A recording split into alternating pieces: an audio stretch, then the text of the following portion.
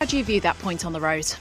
Well, a really tough place to come. We knew that very difficult to dominate the game through long periods because they are really good. They drag you to a game where anytime the ball is in and around the byline or in the channel, you put the ball out for a throw-in, and it's like a casino. Anything can happen, and something really bad can happen. And you have to navigate through that. I think after the first 15 minutes, we started to dominate the game.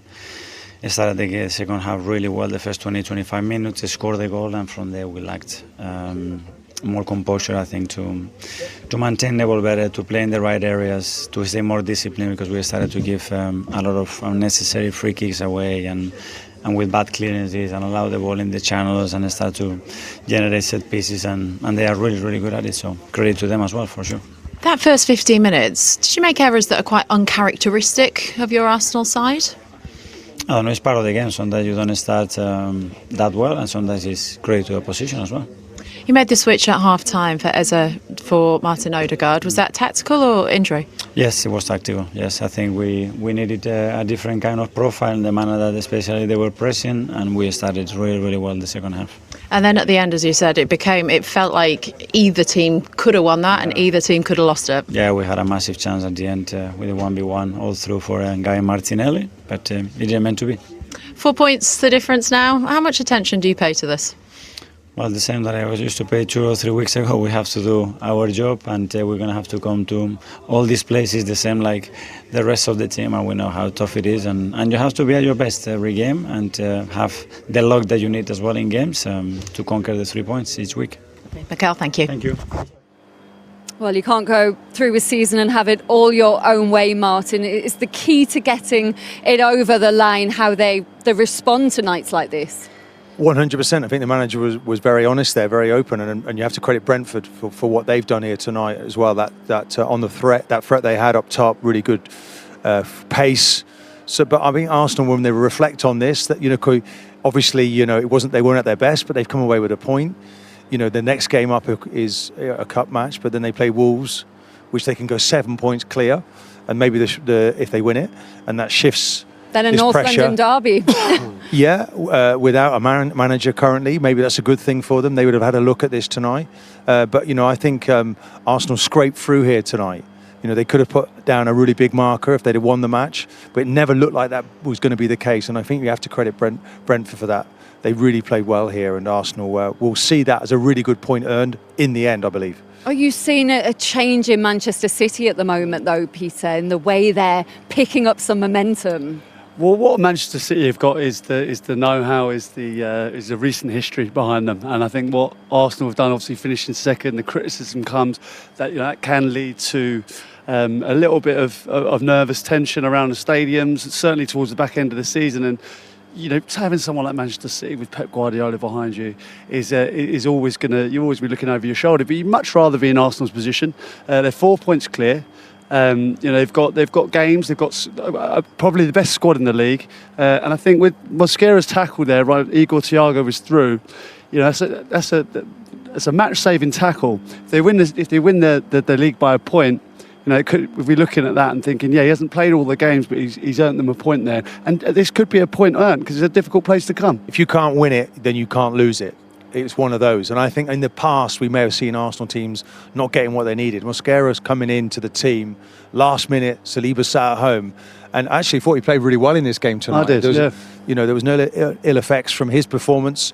One or two others maybe not quite at the normal level. Declan Rice though was quite magnificent, but others need to stand up. If you're going to be champions, obviously you've got to improve on that performance.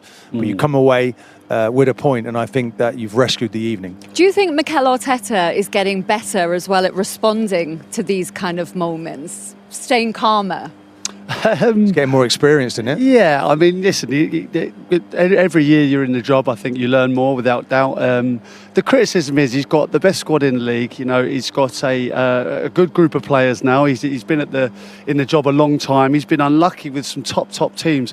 Now, I don't think there's top teams in the league now. I think Manchester City aren't the Manchester City of old. Liverpool aren't. Manchester United aren't, what they've been. Chelsea the same. I think there's a lack of quality in the top areas, and the bar's been set really high in the past few years. Consistency is not quite there, is it? And I think now is a real opportunity for Arsenal. If it doesn't go through, if they don't get it over the line, there's going to be more questions asked. But with that in mind, should Arsenal be further ahead, do you think, with the tools that they've got and the squad that they've got, as Peter says, the best in the league? Well, I mean, look, just at the weekend, Ødegaard, Saka weren't available. Suddenly they're back from the bench, and you're always playing a little bit of catch up. There's another surgery for another player in the midfield. Marino got injured again, and he's broken his foot. He's out. So they're big losses. And the players coming in have got to immediately pick it up and take it to another level. That didn't quite happen tonight. In the case of Eze, didn't quite pick up, wasn't getting on the ball enough, wasn't pressing high enough. I thought the manager reacted really quickly to that situation, but they couldn't see it through. What about Eze tonight? Because he came off at half-time. It's 16 games without a goal for him, Peter. It just doesn't feel like it's quite working out for him at Arsenal so far. I believe he's not started in the last 9 or something like that, so he's got to start today. You think, right, go and impress. Unfortunately, just felt off the boil, couldn't get on the ball first half. I mean, it was difficult for Arsenal in general, but for him, I felt for him, couldn't get on the ball, and then he doesn't give you that what Ødegaard gives you in pressing, and he doesn't affect it when he hasn't got the ball. So it was a bit of a passenger, if I'm being perfectly honest. I totally understand, and we called it kind of half an hour in he was going to come off, because for some reason it feels at the moment he doesn't fancy him. For whatever reason, and that's going to damage his England chances. I think it's more. I think to say he doesn't fancy him. I think it's more a case of the player doesn't quite understand the structure in the same way Ødegaard does. So Ødegaard knows exactly where to be when the opposition have the ball, and then picking up those little spaces and the little passes and building play. That's something that Ødegaard does well, and Eze hasn't quite picked that up yet. It'll come in time, I'm sure it will, and there'll be moments, and that's where now he has to respond. He has to respond. He can't be hurt by what happened. It was for the good of the team, and it's on to the next one. And don't spend too long poring over it and affecting your confidence. Confidence is really important now, and that's where the manager can empower these players by giving them the confidence to feel that belief. We talked about it with their manager tonight. Keep telling the players how good they are. Nothing's really gone wrong here for Arsenal tonight. Big drama. Let's move on. Let's see. You get knocked down, you get up again. Let's see who the fighters are, and let's see who's going to win this. How's your confidence, and Martin? Before we go, one word: will Arsenal win the league? You got to love it.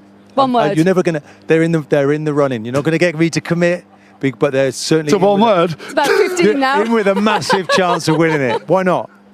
Was that a yes?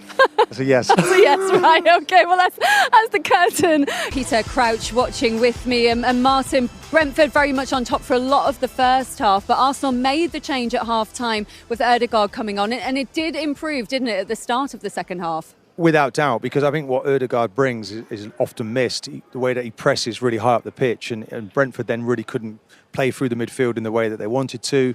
I felt when the goal came, that was obviously a good moment, but then Ødegaard gets, for me, injured. I don't think quite the same player after that. I think there's actually the Arsenal players that came off the bench didn't quite look themselves. Saka, Calafiori. So that was difficult for Arsenal, but obviously Brentford were making it ever difficult. I thought the standout player, Declan Rice, for Arsenal was almost immense, the amount of distance he was covering. And it was just, it was a standout player. But I think what you do, you take that point and you say, OK, right, we'll take the point, we're off. I think that's now 24 games, derby games that Arsenal have played in without losing. There's 5 more derby games to go out of the 12, by the way. Maybe that's good news for Arsenal, but you can just see, like I'm getting it in the air from the fans here. That local rivalry is. It didn't bother him at all. Honestly, is intense. But credit to Brentford and Keith Andrews, what he's achieving here, the way that they developed the team. Obviously, that foundation was created by the previous manager. But boy, are they taking, adding extras to it, the long throws, the set pieces. You can see I couldn't see Arsenal surviving that last half an hour without conceding from a set piece, and so it told. They've taken some big scalps here, Brentford, though. So a point here is not easy to get. But is the concerning thing for Arsenal fans the performance levels tonight, Peter? Listen, I don't think I'll be overly concerned. I think it's really hard to break a team down in that low block. I think, they could have moved it quicker. In the end, it came down to a cross and a header from Madueke, but they can't be too disheartened. I think anyone who comes is they know they're going to be in a game. It's a difficult place to come. They grind you down, and it wasn't too dissimilar to the Stoke team that I played for. When you just see players kind of, you just feel like it's a matter of time before you've worn them down. The deliveries from Jensen were first class. He's whipping them right underneath the bar. The throw-ins keep coming in, and I actually felt Mosquera and Gabriel did well. I thought they were two of the better players for Arsenal tonight. But that kind of pressure eventually tells its toll. And you felt that Arsenal were going to get it over the line with that Madueke header. It was a really good header from him, Martin. I think, ironically, he was about to go off at that point, and it looked like it was going to be the last thing he did. It was a really good finish from him. I mean, when you get a connection like that and you head that back across the goal, goalkeeper's got no real chance. I think he actually slips, though, the goalkeeper, Crouchy, doesn't he, in that situation? But it's a really good connection. And then you thought, OK, this gives you now the opportunity to stay ahead. But credit Brentford for coming back. It actually looks like it goes in slow motion if you look at the goalkeeper here, because all his weight is transferring to that left leg, and this left leg here, if you can zoom in, he slightly lose balance of it, and that's why it looks like it goes in slow motion. You just can't get the purchase to get across and save it. But fair play to Arsenal, great delivery and a fantastic header from Madueke. A lot about the placement of that header. Well, you go back across the goal, you've always got more of a chance. I felt like myself when I was heading the ball, you go near post, it's kind of like the way the goalkeeper's moving. If you go back the other direction, he's got to change direction, loses time, and it could be in the back of the net before he changes. And it was a good response, though, to going behind from Brentford 10 minutes later, and they've got the leveller through. Another very good header, Martin. Yeah, I mean, it just seemed that the referee was almost saying, do you know what, anything goes. There's a suspicion maybe that there's two hands on the back of Gabriel, Arsenal's best header of the ball, but we're told that Rice is fouling just as much. You take the bones out of that one. The referee was giving fouls, yellow cards outside the box, but not in the box. But credit to Brentford, they get that first head on it, and then the second header is absolutely magnificent. To react that quickly, it's a really good. I think you look like you're dying to get in there. Well, it's never a foul, Brian. He's got two hands on his back. Yeah, but you can't. But you're not going to get them. You're not going to get them, and it's almost like, hey, look, everything goes. We can't complain about it, and they're just that bit more physical than Arsenal. It's almost the perfect throw-in. The trajectory was beautiful. The desire to get on the first header was perfect. And Lewis Potter, it goes one way, it gets in front of him. If you watch his movement as well.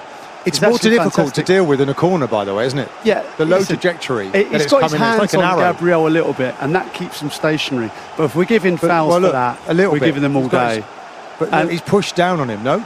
Used him to leviate off him, surely, no? Well, I might as well just have retired from football if that. Well, we saw you do it. It was one of you did that, and you admitted you did it. That's all I ever did, and I've got to say the desire from Lewis Potter there to get in there far more than Odegaard, and that gets him his goal. Is actually a great header.